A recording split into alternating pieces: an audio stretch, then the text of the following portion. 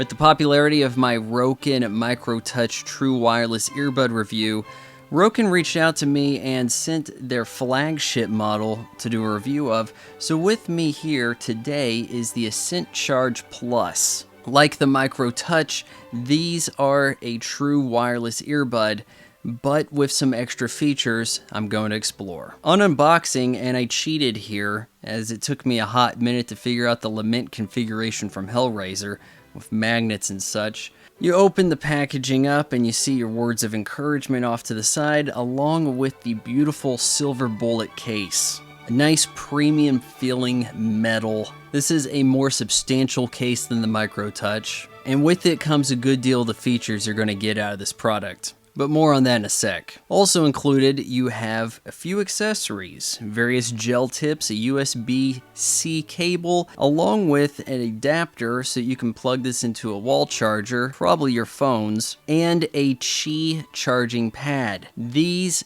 true wireless earbuds have wireless charging capability. Connect the USB-C cable into the pad and then to your charger. Plug it in to a wall socket, or you could probably just put it into your computer if you have the right USB port, and place the case on top, aligning the Rowkin logo to charge. The 5-watt trickle charge is about half the power of the direct USB-C, which you're not going to have a lot of trouble with, as USB-C is universal from either end. This isn't micro USB here, it's simple to plug in. But if you have various devices that are capable of Qi charging, this becomes a great feature. Your case closes with magnets. On opening up the first time, you're going to get a beautiful look at your premium earbuds. You can pull these out, sync them up with your phone's Bluetooth settings, and after that, they will pair automatically when you pull them out. To charge them, just place them back in, look for the red light blinking, and you know you've got them set. Now, my one gripe with the case is that the tolerance for shutting this lid is pretty extreme. I keep feeling like maybe I didn't quite push these in all the way. Am I going to rub up against the lid as I shut it? I'm a little concerned about this. I know what you're asking yourself, is that real leather on the strap? Well, it smells like it, but I can't verify the taste. Exploring the earbuds further, these sound very similar to the Micro Touch. However, I think that your fit is a little more secure. You have a removable wheel that helps keep them in place. They're also way easier to get in and out of the case with this ribbed sidewall. The canted angle in which they go into your ear makes for an easier to place unit, but you don't jam it in quite as far. As before, these are not noise canceling, although it says noise canceling in some of the literature, or possibly noise isolating. I didn't have any noise isolating. Maybe if you fitted a different kind of tip, say a foam tip, you could isolate some noise. As is, there is no vibration from the clanking of a tethered wire between the two earbuds.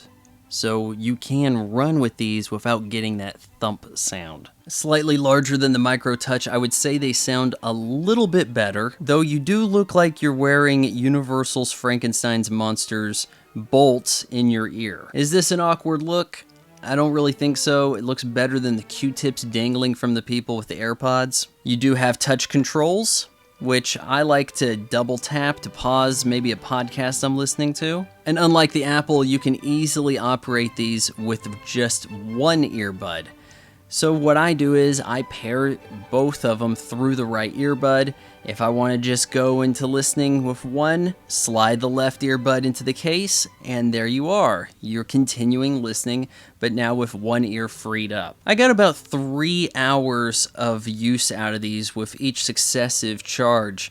Now, the literature says 3.5 hours. I would say it's probably closer to 3:15. However, that charging case carries a substantial punch. I have charged these up several times now, and it is still showing near max charge on the case. How do you know? Well, it's a little weird. You have to give it a shake to see your charge. So you have 4 lights, each representing a quadrant of power. For best results, make a quick snap of the wrist. Used in tandem, you should have no trouble getting more than a day out of these, if not 2, on a single charge of the case. And that's if you're wearing them at all times. That case can even double as a battery bank to help charge your dying phone if you have the proper cable. It's also strongly encouraged that you check out Rowkin's app. Here you can set EQ settings. If you find the original flat too boring or missing in bass, I recommend the bass booster, which is where I've had them set for the last day. There's also a feature called Find My Rowkin. This will give you GPS coordinates of where your earbuds were the last time they were powered on. This may not be that useful, seeing as how you could have dropped your earbuds among some rocks and yeah, you know they fell near you.